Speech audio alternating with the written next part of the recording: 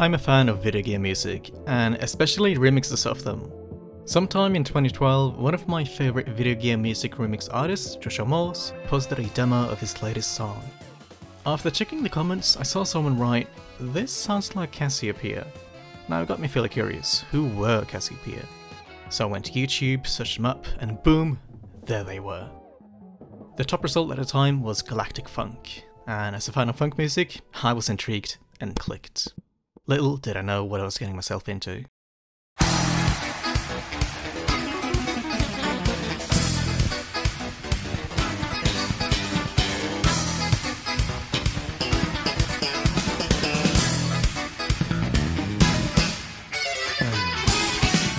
I fell in love right from the start. The high energy, their smiles, their enthusiasm, their musical capabilities, their solos, and most importantly, the similarities to video game music that I was fond of.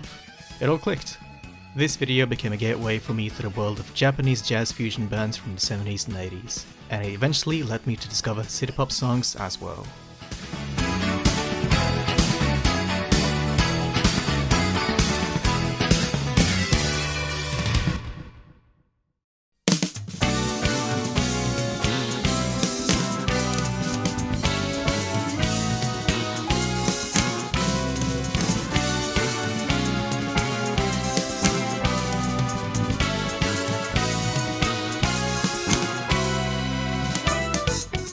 Perhaps you can't tell, but Cassiopeia, or Cassiopeia, is one of my favourite bands.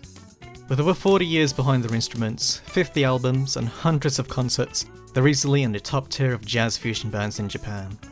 In modern times, their music has reached more popularity through the medium of YouTube uploads by other jazz fusion fans. So, just to clarify, I don't know any music theory and I'm in no way an expert in this field. I just want to share my love with this band and introduce hidden gems with more people, so sounds good? Yeah, okay. Let's go back to the PowerPoint presentation.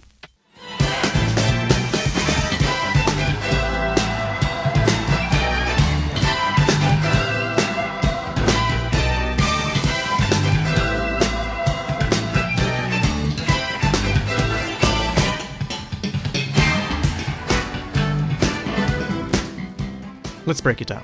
Cassiopeia consists mostly of instrumental songs. A couple of them include vocals, but we'll get back to that later.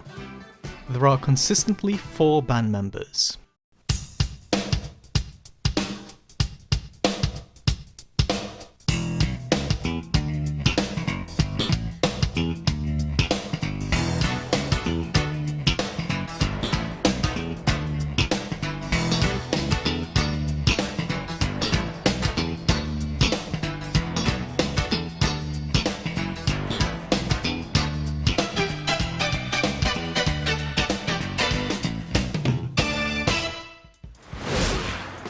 High energy would be a key element in describing their musical style. In 1979, Cassiopeia debuted their self-titled album with 2 racing cars as the front artwork and themselves in matching race car gear on the back cover. What a high energy debut it was.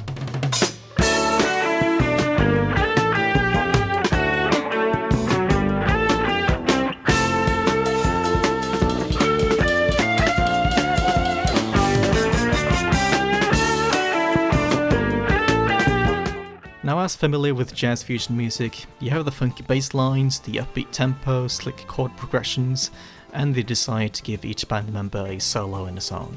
I love how Cassiopeia performs and executes their songs so well with instruments being played to their full potential. Of course, slow songs are scattered here and there, but by watching their live concerts you can just tell that they adore a high tempo. In my opinion, they have catchy melodies that are so easy to get stuck in your head.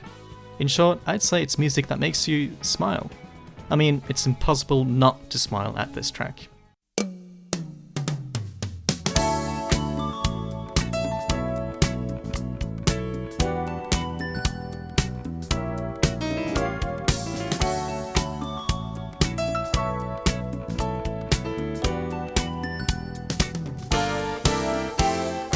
Alright, it's cheesy, I get it, but not everything is. Take Midnight Rendezvous for example.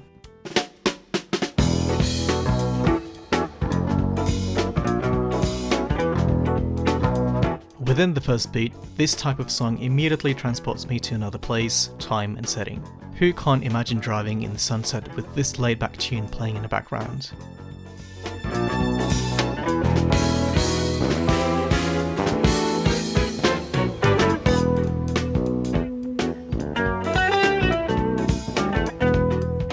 Or how about La Costa? Transporting me to a restaurant with a formal dress code located on a tropical coast.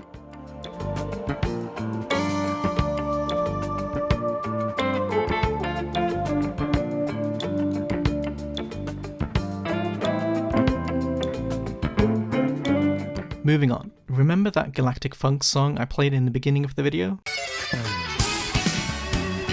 Yeah, that one. Here it is again. And again. And again. Now, you might think that listening to the same song over and over would be tedious, but, well, yeah, alright, it can be. However, it is interesting to see how they innovate and refresh each song for every iteration. It's an example of quality over quantity. The first song I heard of Cassiopeia's was from one of their live concerts, and to be honest, I personally prefer their live performances more so than their studio recorded albums. It's usually the other way around for me, but I find the live tunes more alive and filled with soul. Studio recordings may sound a bit too perfect in my ears, but again, it's all personal opinion, and I simply enjoy listening to them, and since we're on the subject, here are some of my all-time favorites. Although not on the list, Aseake meaning sunrise is still worth a mention. You know how some bands always play that one song during encores? Yeah, this is their one.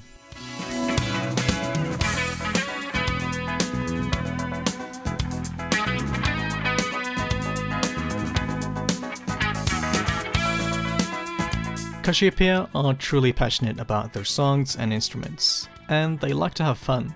In 1991, during their fan club's meeting live performance, the band members swapped playing each other's instruments because, well, why not?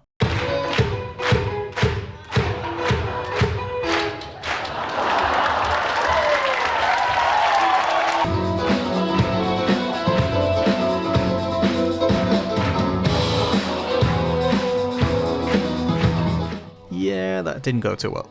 In 1989, they had a quirky Cassiopea vs Cassiopea session. One side was themselves playing a sophisticated classical jazz band, and the other a more outgoing jazz rock band. Again, just for fun.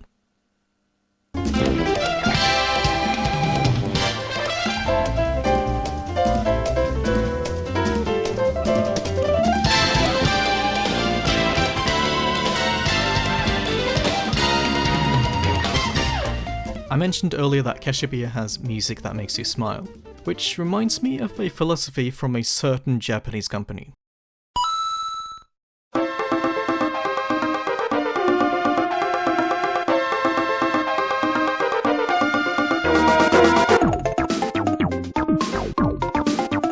Now, I've previously mentioned that jazz fusion sounds like Mario Kart music, or it's probably the other way around. But just have a listen to this soundtrack and tell me how much it sounds like Cassiopea.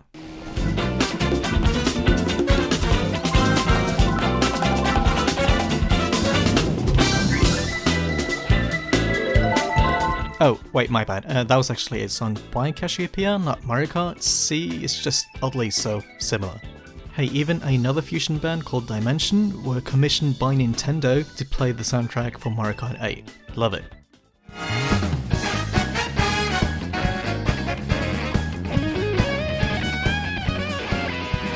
There's no doubt that plenty of anime and video game music between the 80s and 90s were inspired by jazz fusion.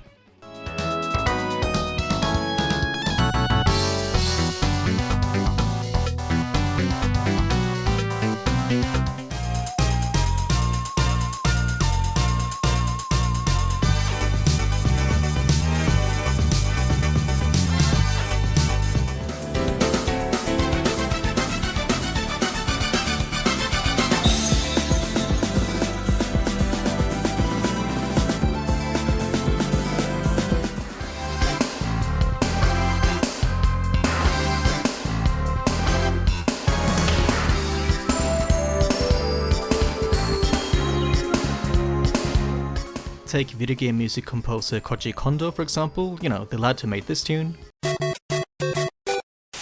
He listened to jazz fusion bands in his youth, such as Cassiopeia and T-Square. It's easy to see where he got his inspiration from.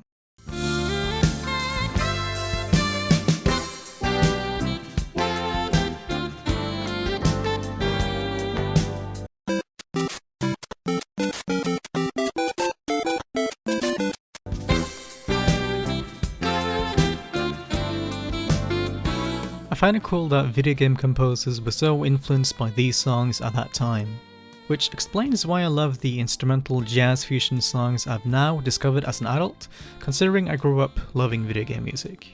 This YouTube comment I found sums it up pretty well. That feeling when you find out that the music you listened to growing up playing video games, which permanently shaped your musical preferences, was actually almost entirely based on a genre of music you've never heard of, but feel like you've known all your life.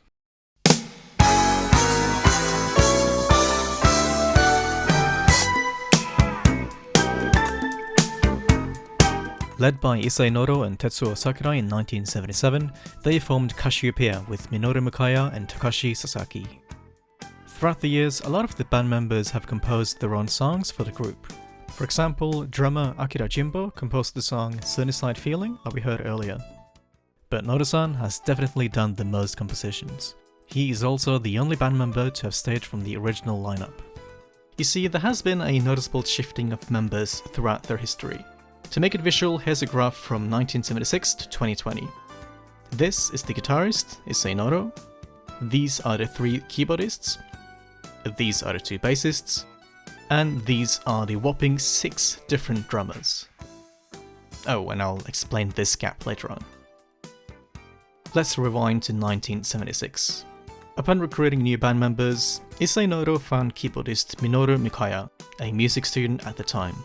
Noto-san told him that we're doing music like Chick Corea, the well-acclaimed American jazz pianist and composer that participated in the birth of jazz fusion.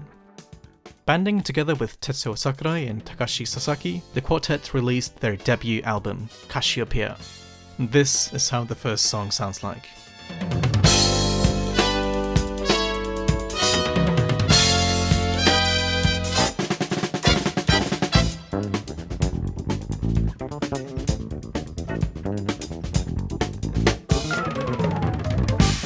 I mean, we're only like 20 seconds into the album and the bass is already on fire. Love it. Travelling into the 80s, they developed a more synth-heavy signature sound, especially with the Yamaha DX7, one of the best-selling synthesizers in history. The band was a commercial success from the early to mid-80s, despite them playing only instrumental songs. They topped the charts with each new album release in Japan, and the number of fans continued to increase with each live performance.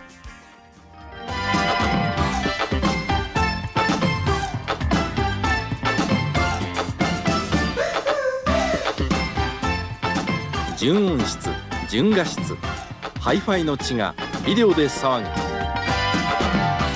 マクセルビデオカセット、ハイファイゴールド。若手の人気ジャズグループカシオペアですけれども、先ほどこれはフュージョングループというべきではない。Well, the Japanese jazz got a very distinctive sound. A lot of it's very electronic, and it comes over really well. A lot of people really appreciate it over here. Eventually, they were looking beyond Japan and held their first international concert in 1983 in the UK.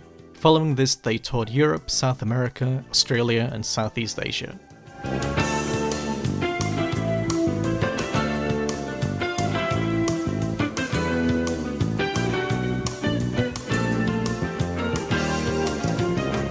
Cassiopeia was heading into a different musical direction in the late 80s.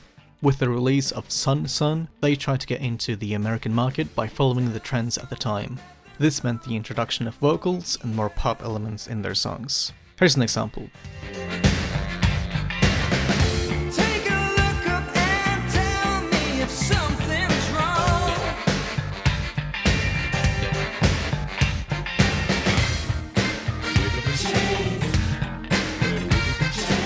It still sounds like Cassiopeia, but a little bit different. So, how did it go? Was it a commercial success? Well, not really. Their popularity in Japan fell after this genre shift. Up until 1988, Cassiopeia were performing 100 live shows and producing 2 albums a year. It has been said that they always prioritized group activities, which meant members' solo activities were limited. After some internal disagreements, Sakurai and Jimbo withdrew themselves from the band, forming their own duo named Jimsaku. The 90s signaled the second phase of Cassiopeia with new band members. It seemed the drummers couldn't make up their mind if they wanted to stay or not, but Jimbo eventually returned to Cassiopeia.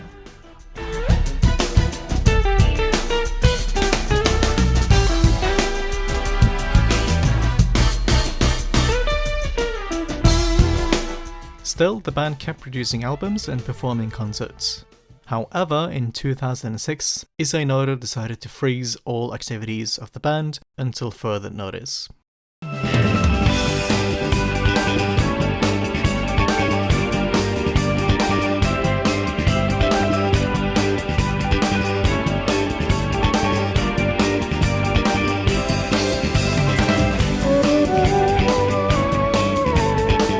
Yeah, what are they doing now? Luckily in 2012, Cassiopeia returned and has been going strong. Although now they're called Cassiopeia Third because it's the third era of the band. See? We had the first ever female member joining the band, Kiyomi Otaka. Overall, their style is a bit different than the high energy fusion madness from the 80s, but it's still pretty good and worth checking out. In fact, they're still making new jazz fusion songs.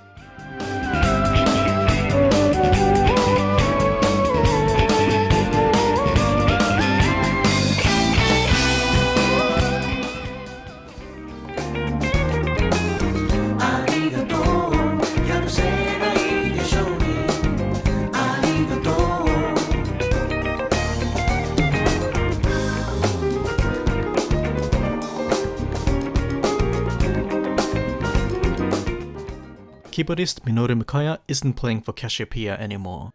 So what has he been up to? Well, if you've ever been to Tokyo, you've probably heard some of these jingles.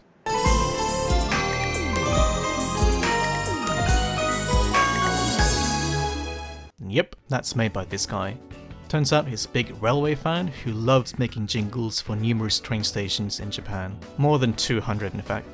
He's also the CEO of a train simulation game company called Ongakukan. Issei Noda and bassist Yoshihiro Naruse are still playing in Cassiopeia, in addition to teaching students at Tokyo Music University. And let's not forget how they recently gained popularity on YouTube, thanks to the algorithm recommending their songs to millions of users across the world. Nice to have you here. Thank you. How do you like working with this group? Very, very good. I love working with Cassiopeia. They're all great players, good musicians, Hey? and it's easy and fun. And Ice of Mind is a good record.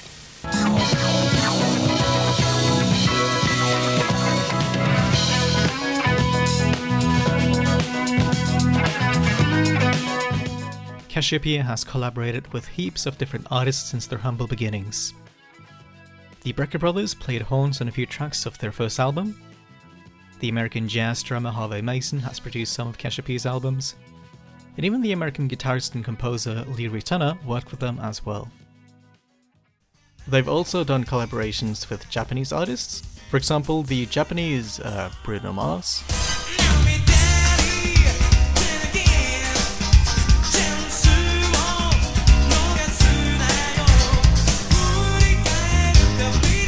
In 2003, Cassiopeia combined forces with T-Square in what was like the biggest setup ever. 2 drummers, 2 bass players, 3 people playing keys, yeah, you get the idea. It was big. Just gotta love how they named it Cassiopeia versus T-Square like it was some sort of battle of jazz fusion.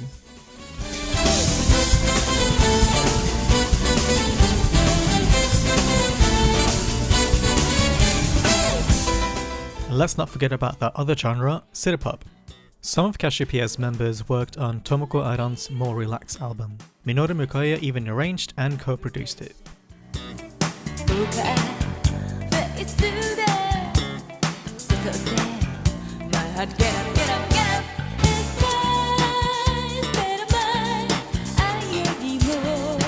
It's still Citipop, but you can definitely hear Cassiopeia's style. Koji Kondo isn't alone in being a Cassiopeia fan. UK jazz funk band Shakatak are fond of Cassiopeia, along with the Swedish band Dirty Loops. Any other songs that you might like to do? Japanese songs? 日本語で僕ですか Yes. Oh, I'd like to do a Cassiopeia song. Yeah, カシオペアをやりたいんですね。何ですか？カシオペア。カシオペア。わあ、すごいフュージョンだ。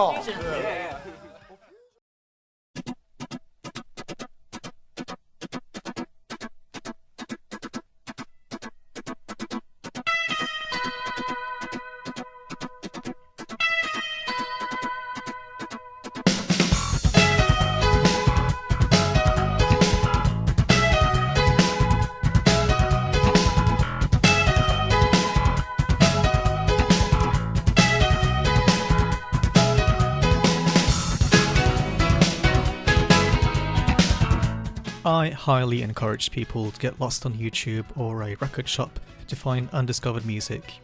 Whether it's obscure Mexican death metal or traditional Turkish folk music, I'm certain there's something out there for your liking.